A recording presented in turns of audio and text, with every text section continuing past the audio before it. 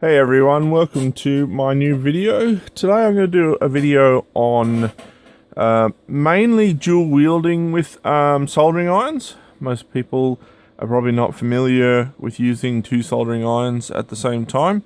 I normally do it just for surface mount stuff. Normal soldering, obviously you just use one iron and that's enough and you're not going to have any problems. But dual wielding is very handy for doing surface mount. Especially when your pads are small and very easy to lift them up or remove them accidentally. This way helps with that. Now, before I go on, I just want to show off a little bit of gear here so you can see what I'm using. I'm doing it a little bit differently today. Normally I do it with two Hackos, the FX888, which is the one I've got. The ones that you get now, I've got the D on the end, and they're just digital instead of having the rotating knob, which I can just show you just here briefly. So there you go there. That's an FX888 without the D. As you can see, it's a bit old, but you know, serves me well, and I truly believe that Hackos are the best soldering irons money can buy. RF soldering irons are a little bit better in their heating characteristics, so if you really want to get technical into it, RF soldering irons are probably better, but they're a hell of a lot more expensive. The tips are more expensive. For a hobbyist, they're just, I think, way over the top. Even for a professional grade, I mean, I've been using the Hackos, what was it, the 926, I think is one of the oldest ones, or 918. There's a couple that I've used that were...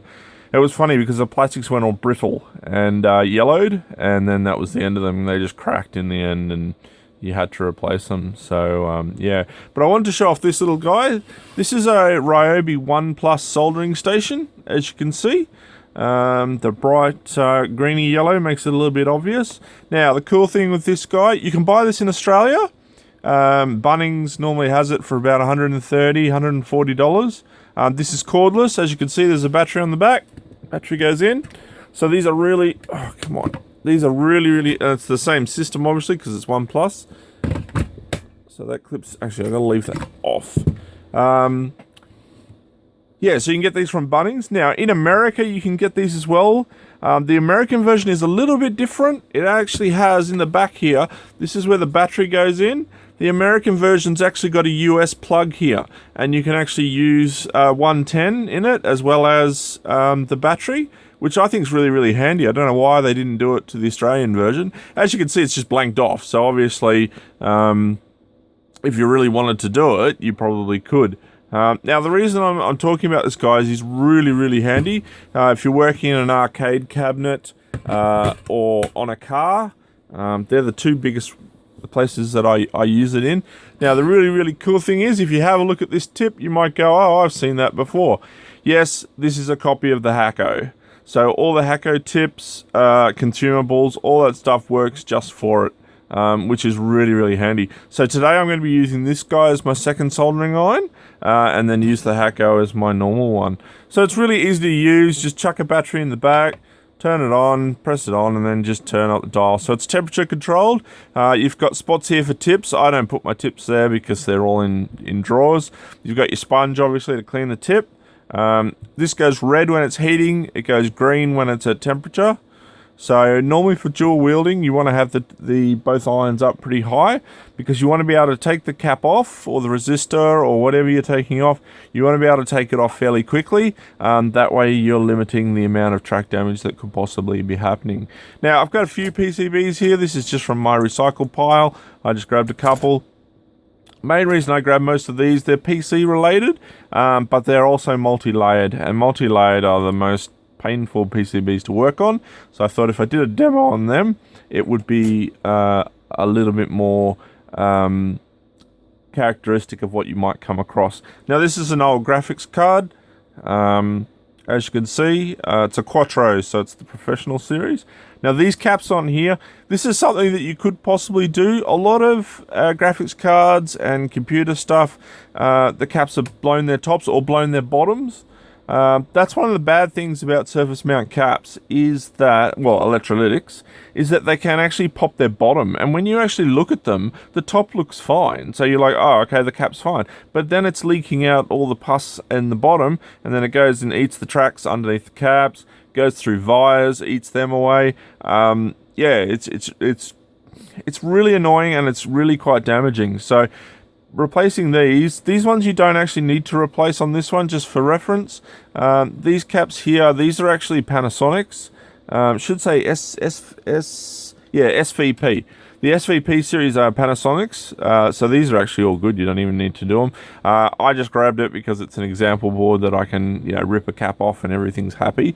And it's not something that it's just in the recycle pile.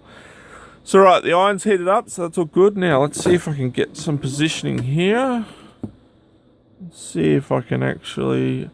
I'm hoping that the camera is going to actually focus on what I'm actually... Let's see if I can get this a little bit better angled.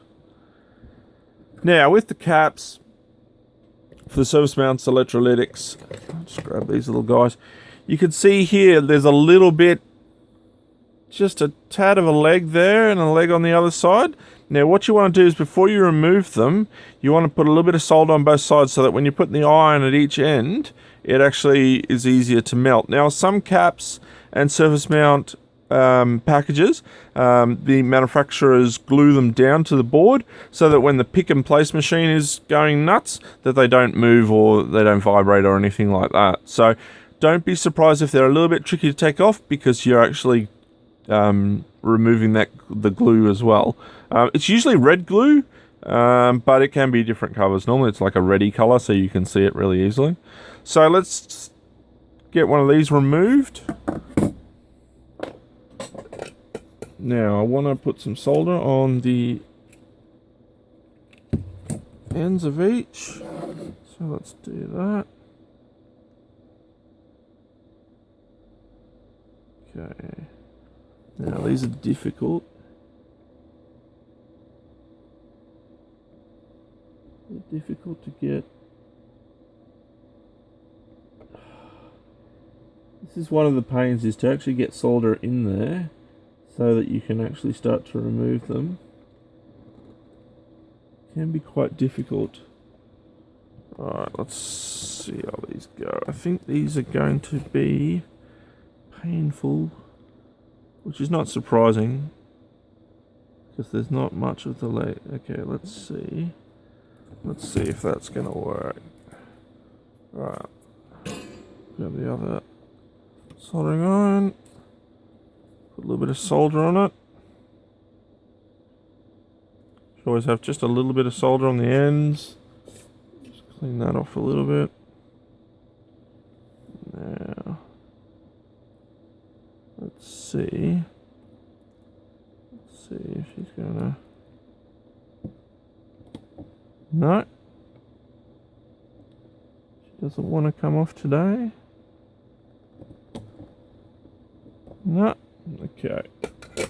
I knew this one was going to be difficult. It's always the way when you go to actually demonstrate something. Let's see. Yeah, this side I don't think's got quite enough little solder on the actual pad. Alright, let's add a little bit more.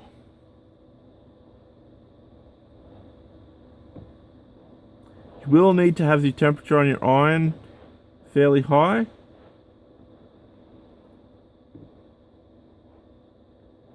There we go. Alright, make sure this side's all good.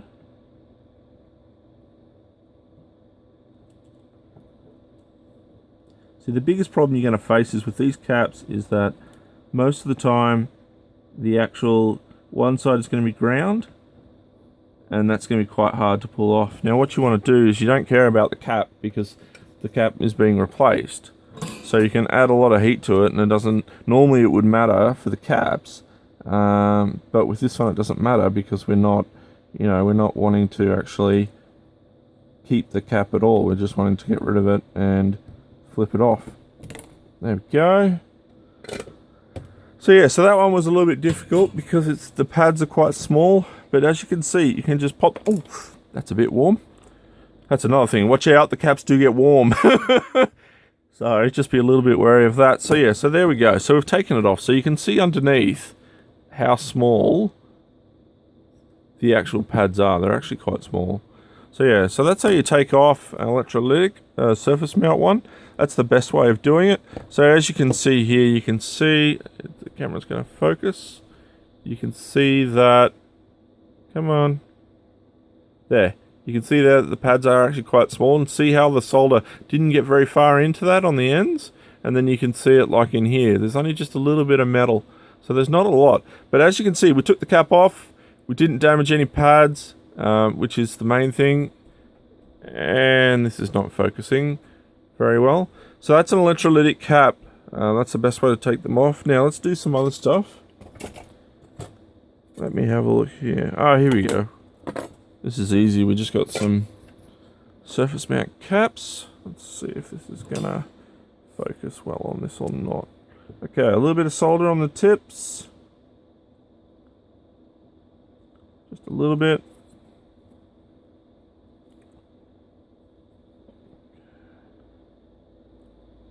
Okay, soldering iron on both sides. And there we go. She comes straight off. That's it. So you can see there. So let's do that again.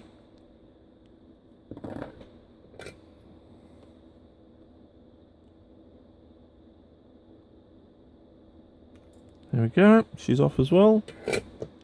So there. So doing caps, surface mount caps, you know, is quite easy.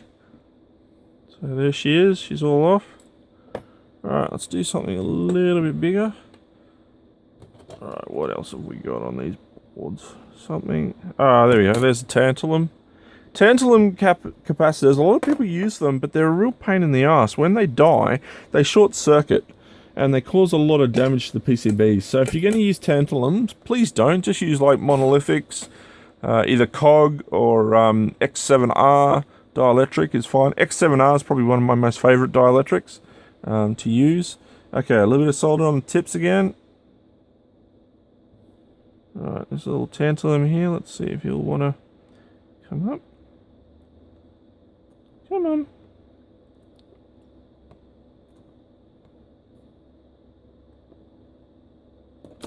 There we go. He's flipped off. There we go. Oh. Still got part of the... a little bit too much solder on him. So yeah, so there he is. So he's all come off. So that's how you take a tantalum. So that's how you do dual wielding with soldering irons, guys. It's very handy, especially if you're working with surface mount stuff. Now, normally a hobbyist probably won't be working with a lot of surface mount gear. But as, you know, as electronics are getting newer and newer and newer, surface mount stuff is stuff that you're going to actually come into contact with. So it's a very useful skill to know. Plus, it's not too hard. The hardest ones are the electrolytic caps, because they're actually, there's not much poking out on each side, so you don't have a lot to put the two irons into.